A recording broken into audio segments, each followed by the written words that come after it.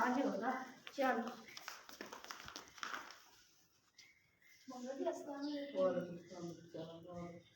की मसला है तुम्हें?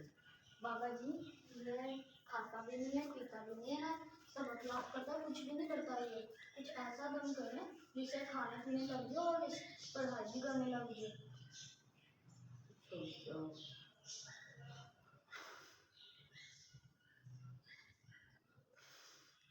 जाओ तुम तो ये ना कहियो के खानदार नहीं है। जाओ